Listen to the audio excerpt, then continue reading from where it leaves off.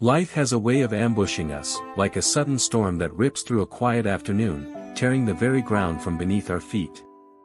The world, once familiar, becomes a stranger. The sky darkens, the horizon vanishes in a thick fog of uncertainty, and the heart, caught in a whirlwind of its own shadows, gropes for something solid to hold on to. In these moments, when the weight of existence presses down heavier than our strength can bear, we stand at a crossroads. One path leads to despair, where the soul surrenders to the chaos. The other, less visible, demands a leap into the unknown, a choice to trust, to believe, to declare with trembling lips, "This is not the end, for I am not alone." Faith, in this crucible, is not a fleeting emotion or a comforting platitude. It is a defiant act of courage, a refusal to let the darkness have the final word, a whisper in the storm that says, "I will keep going, because He is with me." Cast your mind back to a time, perhaps it lingers in the quiet corners of your memory, when the night stretched on without end. Your heart, fractured by betrayal, loss, or failure, bled in silence, each wound a reminder of what you could not control. Hope, fragile as a sparrow's wing, seemed to have been snuffed out by the cruel winds of circumstance. You stood at the edge of giving up, convinced the dawn would never come. And yet, something shifted. It may not have been a spectacle of trumpets or a blaze of light across the heavens, but a door cracked open where only walls had stood. A gentle breeze of peace, almost imperceptible, stirred the ashes of your spirit. A whisper, soft, yet unyielding, spoke to your soul when the world around you screamed of chaos. Looking back, you saw it clearly. God was there, weaving His presence through the fabric of your pain. He held your trembling hand, guided your faltering steps, and turned what seemed impossible into a testimony of triumph. That same God, unchanging and eternal, is still at work today. His strength does not wane, His promises do not falter, and His love for you burns as fiercely now as it did then. Faith is not the absence of sorrow, nor is it a shield that spares us from life's blows. It is the audacity to believe that even in the heart of the storm, there is a purpose unfolding, a story being written that we cannot yet fully see.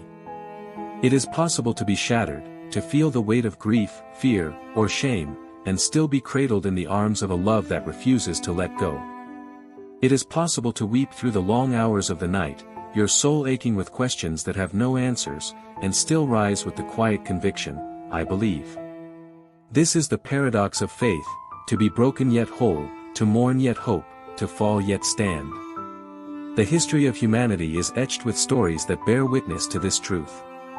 Consider the boy, insignificant in the eyes of the crowd, who offered his 5 loaves and 2 fish, a meager gift that, in the hands of Jesus, fed thousands until they were satisfied, John 6 verses 9 to 13. Or the paralytic, whose friends carried him through a sea of impossibility, lowering him through a roof to the feet of the one who declared, "Rise, take up your bed, and walk," Mark 2 verse 11. And what of Peter, trembling on the waves, who dared to step out of the boat because he saw Jesus standing in the storm, beckoning him forward, Matthew 14 verse 29. These are not mere tales locked in the pages of an ancient book. They are living invitations, echoing through time, calling you to trust that the God who multiplied the little, who lifted the fallen, who tamed the tempest, is moving in your life right now. When the pain is raw, when the wounds still bleed, forgiveness can feel like an unbearable demand. The heart recoils at the thought of releasing those who have hurt us, as if holding onto the grudge keeps the scales of justice balanced. But grace does not ask you to unravel the mystery of why the pain came, it asks only that you open your hands and let go. Surrender the bitterness, the anger, the need to settle the score. For forgiveness is not just a gift to the one who wronged you, it is the key that unlocks the chains binding your own soul. It is the moment when you step out of the prison you've built, brick by brick, with every replayed memory of hurt. In that surrender, you discover a strength not your own, flowing from the one who, while nailed to a cross, prayed, "Father, forgive them, for they know not what they do," Luke 23 verse 34. He does not merely command forgiveness, He models it, and He empowers you to walk in it, step by painful step. Never be ashamed to cry out for help. To kneel before the Creator, to admit your need, is not a mark of defeat but a badge of wisdom. The God who hung the stars in their orbits, who spoke galaxies into being, stoops low to catch the faintest whisper of your heart.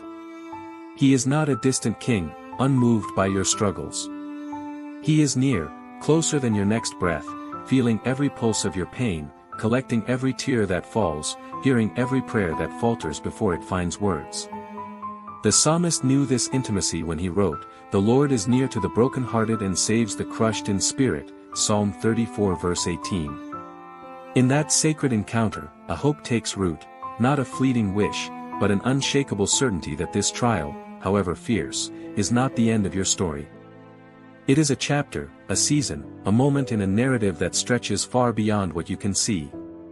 The author of life is penning the next page, turning barren deserts into rivers of life, desolate valleys into mountains of strength, and aching wounds into scars that tell of redemption. So, even if today your vision is clouded by tears, your heart heavy with doubt, choose to believe. The miracle you long for does not hinge on your worthiness or your ability to hold it all together. It rests on the unchanging faithfulness of a God who has never failed, not once, not ever. He is already moving, perhaps not with the fanfare you expected, but with the quiet, steady presence that holds the universe together. Your story is not finished. The darkness will not have the last word. The best is yet to come, not because of who you are, but because of who He is, faithful, forever and always.